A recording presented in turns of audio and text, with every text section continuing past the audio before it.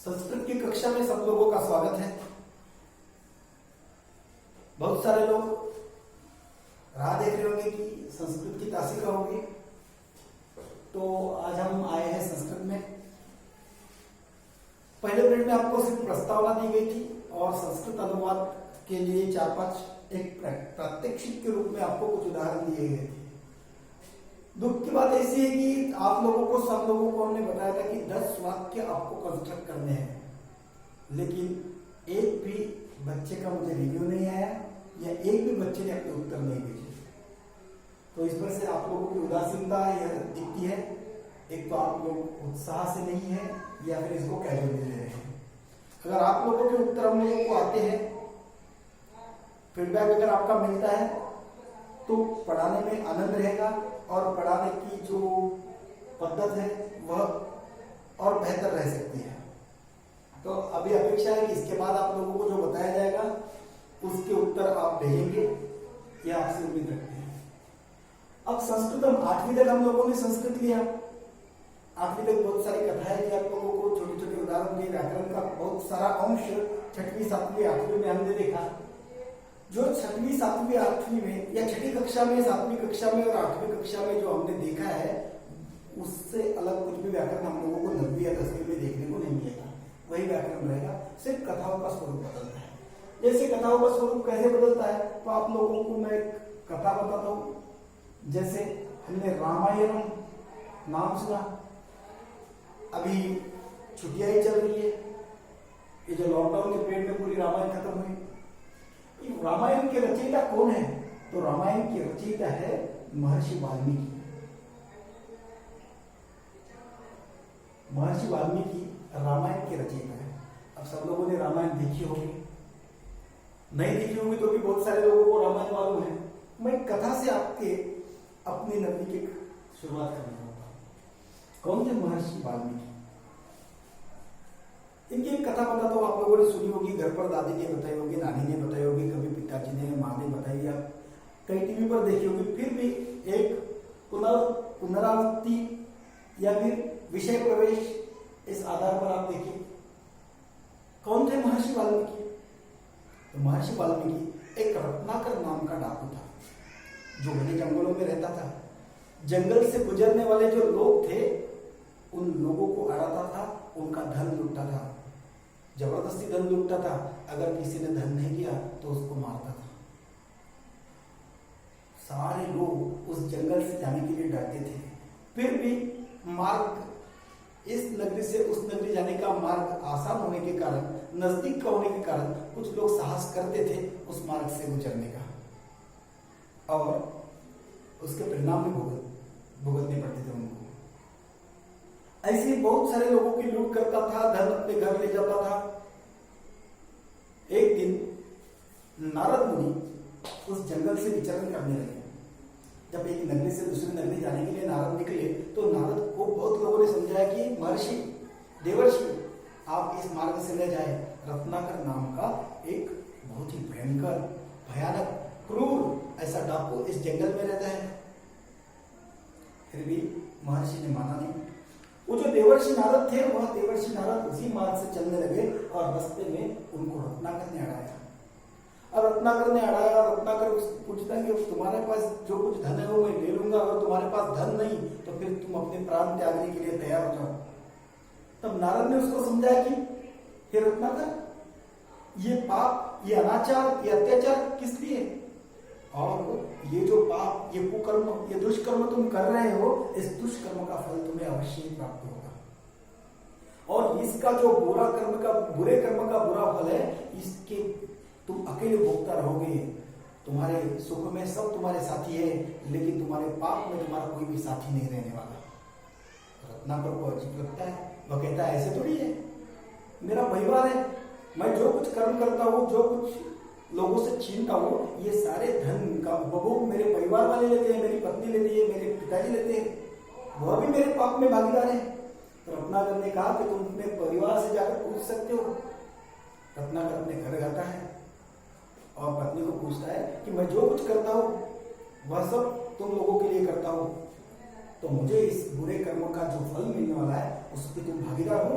तो पत्नी ने कहा कि एक पति का धर्म होता है अपनी पत्नी का संरक्षण करना, उसका भरण पोषण करना, और जो कुछ तुम करते हो तुम्हारे सुख में और दुख में मैं भागीदारी हूं, लेकिन तुम्हारे पाप कर्म में मैं कोई सहभागी नहीं हूं। वो अपने पिताजी के पास जाता है। पिताजी कहते हैं कि पुत्र का धर्म होता है कि अपने पिता की रक्षा करे, बुढ़ापे में उनको संभाले।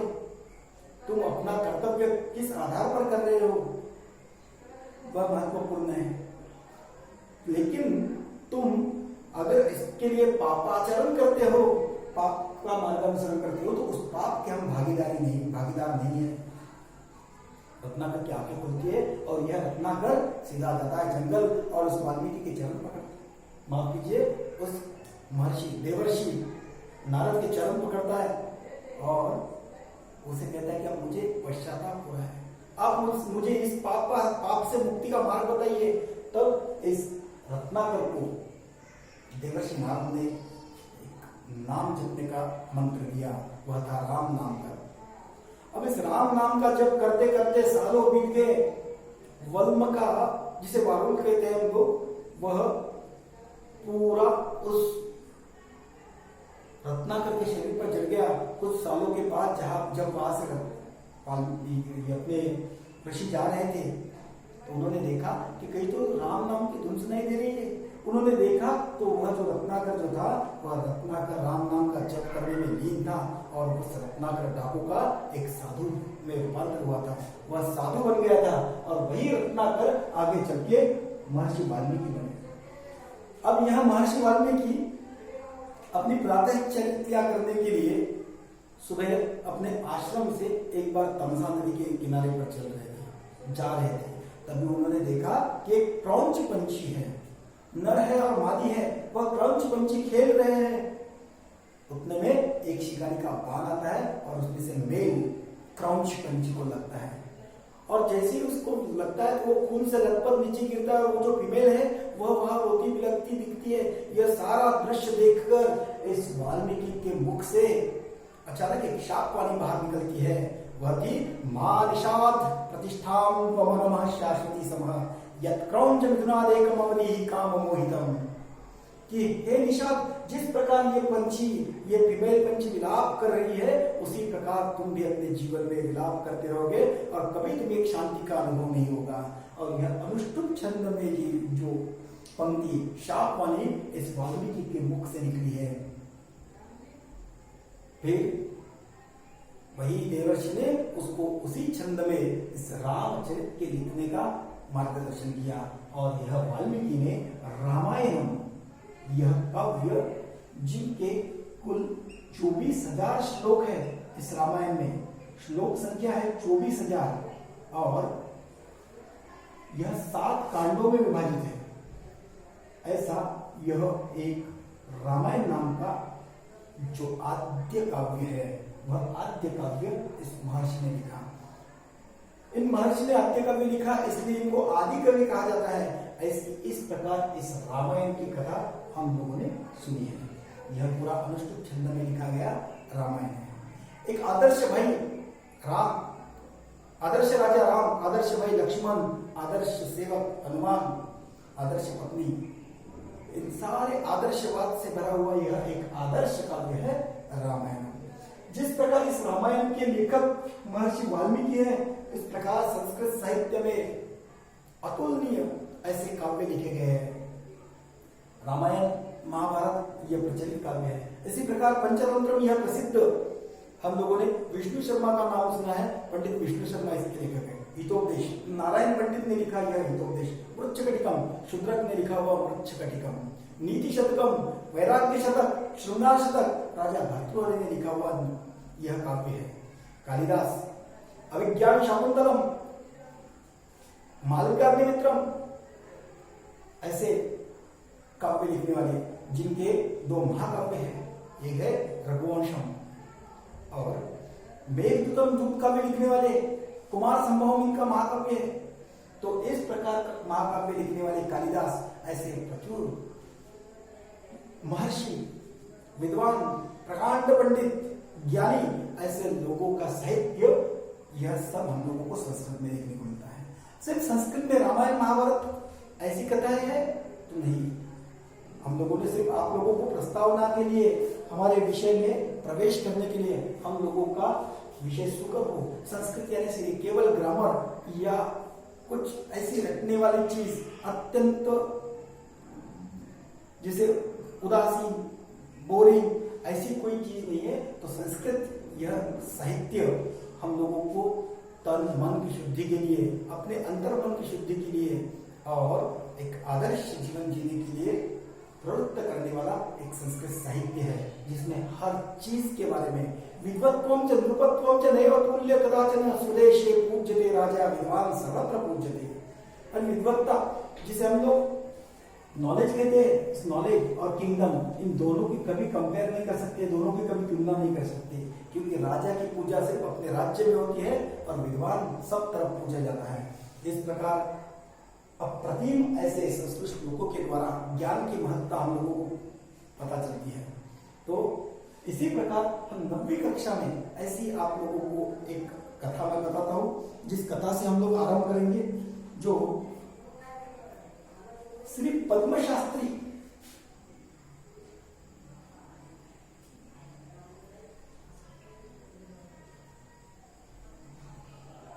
इन्होंने लिखे गए, ये आधुनिक साहित्यकार है। इन पद्म शास्त्री ने जो कुछ लिखा है उनका विश्व कथा शतकम नाम का एक साहित्य कृति है।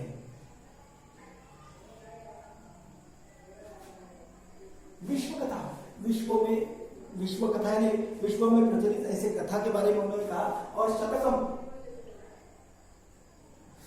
जहां की 100 चीजें आती है उसको हम शतक लिखते हैं। जैसे ऋषि शतकम में 100 श्लोक आते हैं, वैराग्य शतकम में वैराग्य के बारे में 100 श्लोक आते हैं, और श्रृंगार शतक में श्रृंगार के बारे में 100 श्लोक आते हैं। तो उसी प्रकार विश्व कथा शतकम 100 प्रसिद्ध कथाएं विश्व से संकलित की गई, ऐसे कथाओं का यहाँ संकलन हम लोगों को देखने को मिलता है। यह पद्म शास्त्री जो है, इन्होंने इस कथा संग्रह का लेखन किया है। अब विभिन्न देशों की लोक कथाओं का यह संग्रह आता है कि विभिन्न देशों के अलग अलग देशों में जो प्रचलित लोक कथा है, उन लोक कथाओं का यह संकलन है। ऐसी 100 कथाएं हम लोगों को यह देखने को मिलती है। ऐसे श्री पद्म शास्त्री जो है उनके बारे में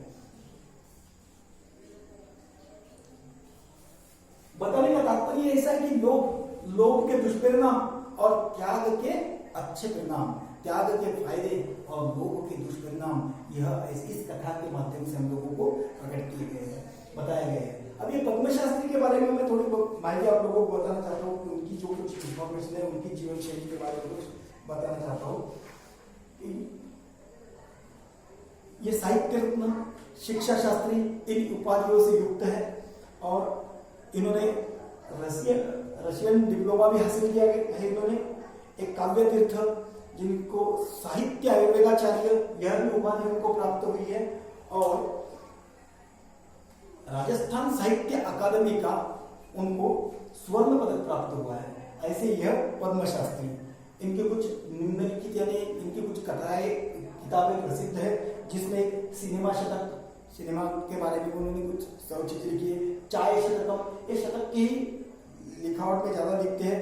स्वराज्य नाम का एक खंड काव्य उन्होंने लिखा, जब इस पारतंत्र की श्रृंखला जो थी, उस श्रृंखला में स्वराज्य का महत्व क्या था वह बताने वाला वह उनका काव्य था।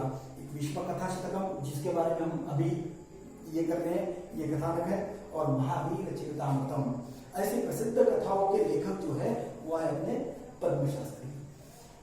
इनकी कथाओं के माध्यम में मैंने आपको एक उल्लेख किया कि लोभ के दुष्परिणाम और त्याग के अच्छे परिणाम क्या होते हैं, त्याग के फायदे क्या होते हैं, इसके बारे में यहाँ बताया गया है। तो एक स्वर्ण काक, जिसे हमने कहा एक काक का मतलब क्रो, कौवा, सोने का कौवा जिसके पंख सोने के हैं, ऐसा एक कौवा है। इस कौवे की कथा एक छोटी बालिका का आधार लेकर उन्होंने लाभ और त्याग का परिणाम बताने का अप्रतिम प्रयास किया है। आशा है कि आप लोगों को यह कथा अच्छी लगेगी। आज मैं सिर्फ आपको कथा सुनाऊंगा। एक छोटी बालिका रहती है, अपनी दादी के साथ, माँ के साथ रहती है, बूढ़ी माँ के साथ वह बालिका रहती है। अत्यंत निर्धन है, वह गरीब है, कुछ चावल है उनके यहाँ। उसकी माँ ने चावल धूप में सुखाने के लिए रखे हैं। और अब छोटी बेटी को कहती है कि बेटा इसकी रक्षा करना। किससे रक्षा करनी है? तो पंछियों से रक्षा करो, क्योंकि चावल रखे हुए पंछी आएंगे खाएंगे, फिर हम लोगों को कुछ नहीं बचेगा। इसलिए इन सारे धान की या इन चावलों की तुम रक्षा करो। अब बेटी चावल के बाजू पे खड़ी है, उनकी रक्षा कर रही है कि शायद कोई पंछी आएगा खाएगा। उतने में एक कौवा आता है जिसके सुनहरे पंख है, और वह सुनहरे पंख वाला कौवा उस चावल को खाने जाता है। तो लड़की मिलाप करती है, उसको विनती करती है कि हे कौवे, इस चावल को मत खाओ, मेरी माँ बहुत नाराज हो जाएगी। फिर भी कौवा सुनता नहीं, और उस कौवा उसको कहता है कि तुम सुबह गांव के बाहर आओ, वहां मैं तुम्हें इन चावलों का मूल्य दे दूंगा। तो ठीक है, छोटी लड़की सोती है, उसको लगता है कि चलो सुबह कुछ ना कुछ तो मिलेगा। वो आनंद से सोती है, सुबह गांव के बाहर जाती है। जाते ही देखती है उधर उधर, तो ऊपर कौवे का घर है। कौवे ने झांक कर देखा कि लड़की आई हुई है, बालिका आई हुई है, और कौवे ने खिड़की से उसको लगा, तुम आ गई हो तो आओ। उसने कहा अरे मेरे चावल का मूल्य दो तुम। तो वो कहते ऊपर तो आओ। तो फिर वो कौवा पूछता है उसको कि मैं तुम्हें ऊपर लेने के लिए सोने की सीढ़ी भेजूं, चांदी की सीढ़ी, या फिर मैं तुम्हें ताम्र की सीढ़ी भेजूं? तो वह लड़की कहती है मैं तो गरीब हूं, मुझे ताम्र की ही सीढ़ी भेज दो। मैं सिर्फ ऊपर ही तो आना है, मुझे लोहे की सीढ़ी की क्या जरूरत है? तो कौवा उसके लिए सोने की सीढ़ी जिससे चढ़ा जाता है, वह सीढ़ी सोने की बेचता है। फिर ऊपर जाने के बाद वो कौवा उसको कहता है चलो कुछ तुम्हें खा लेंगे, हम लोग हमको उपहार कर लेंगे। तो मैं तुम्हें सोने की थाली में खाने को दूं, चांदी की थाली में खाने को दूं, या फिर ताम्र की थाली में खाने को दूं? तो लड़की कहती है मैं तो निर्धन हूँ, गरीब हूँ, मुझे कॉपर की ही दो थाली। कौवे ने अत्यंत स्वादिष्ट ऐसा खाना उसको सोने की थाली में दिया। उसके बाद कौवा अंदर जाता है और 3 बक्से लेके आता है। एक सबसे बड़ा बक्सा रहता है, एक मध्यम आकार का, और एक छोटा बक्सा रहता है। और उसको कहता है कि तुम्हारे चावल का मूल्य है, इसमें से जो चाहिए वो तुम ले लो। तो वह लड़की छोटा बक्सा लेकर चली जाती है। घर जाकर देखती है तो उस बक्से में बहुत सारे गहने, अलंकार, सोना, ऐसी चीजें। अब यह जो बात है, यह किसी पड़ोस वाली एक दूसरी औरत को समझ में आती है कि ऐसा ऐसा हुआ। वह भी दूसरे दिन चावल डाल देती है और बेटी को कहती है कि ध्यान देना। उतने में वह कौवा बाहर भी जाता है।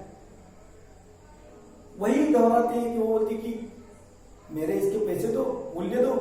तो कहता है कि सुबह आ जाना वैसे।